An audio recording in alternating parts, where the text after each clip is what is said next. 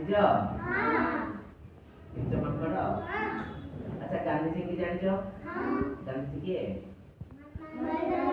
ସେ କିଏ? ତାଙ୍କ ନାଁ ତ ମହାତ୍ମା ଗାନ୍ଧୀ। ଗାନ୍ଧିଜୀ ଦିଟା କଥା କହିଲା। ସେ ଆମର କଣ ହେବେ? ଜାତିର ପିତା। ଜାତିର ପିତା କିଏ? ମହାତ୍ମା ଗାନ୍ଧୀ। ଆଜି ଆମେ ତାଙ୍କ ବିଷୟରେ କିଛି ପଢିବା ହେଲା। ଗାନ୍ଧିଜୀ କେଉଁ ଆଶ୍ରମରେ ରହୁଥିଲେ ଜାଣିଛ?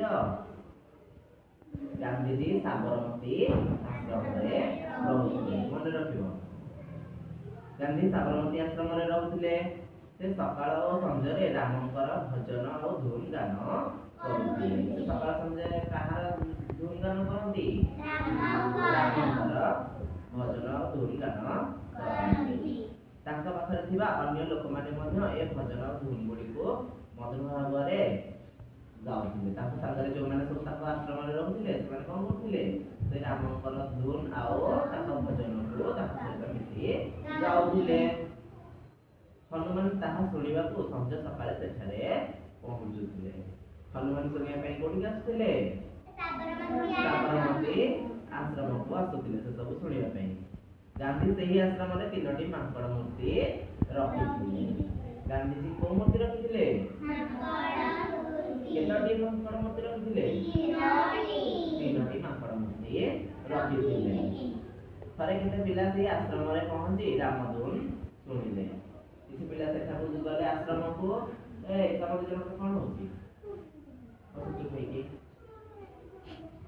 ହଉ ଶୁଣ, ତମମାନଙ୍କୁ ପଚାରିବେ ମତେ ହେଲା, ଚୁପ ହେଇକି ଶୁଣ। ଥରେ କେତେ ପିଲା ସେଠାକୁ ଯାଇକି ପହଞ୍ଚିଲେ ଆଉ ରାମଧୁନ ଶୁଣିଲେ। ଏହାପରେ 3ଟି ମାଙ୍କଡ ମୂର୍ତ୍ତି ଦେଖି ସେମାନେ ସବୁ ହସିଲେ। ଛୋଟ ପିଲା ସେ ଜାଣିନାହାନ୍ତି ନା, ତେଣୁକରି ସେ ଦେଖିକି କଣ କଲେ? ହସିଲେ।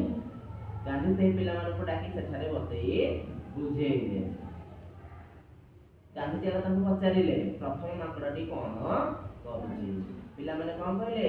ସେ ତା ଆଖିରେ ହାତ ଦେଇ ବସିଛି। କେମିତି? ପୁରା ଆଖିକୁ ବନ୍ଦ କରି ବସିଛି। ଗାନ୍ଧିଜୀ କହିଲେ ସେ କହୁଛି ମନ୍ଦ କଥା ଦେଖ ନାହିଁ, ଖରାପ କଥାକୁ କେବେ ଦେଖିବ ନାହିଁ।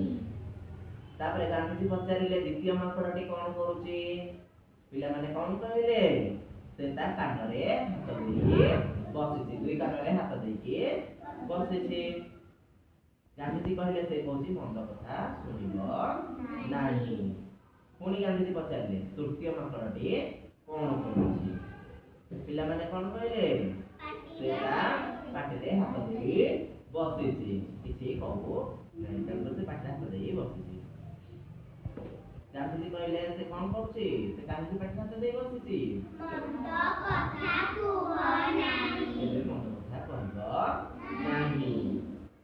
ପିଲାମାନେ କହିଲେ ଭଲ କଥା ତ, ଆମେ ତ ଏଠାରୁ 3ଟି ଉପଦେଶ ପାଇଲୁ। ସେ 3ଟା ଉପଦେଶ କଣ? ମନ୍ଦ କଥା ଦେଖ ନାହିଁ, ମନ୍ଦ କଥା ଶୁଣ ନାହିଁ, ମନ୍ଦ କଥା କୁହ ନାହିଁ। ଜାଣି ହେଲା? ଗାନ୍ଧିଜୀଙ୍କ 3 ମାଙ୍କଡ କଣ ସବୁ ଶିକ୍ଷା ଦଉଛନ୍ତି ଆମକୁ?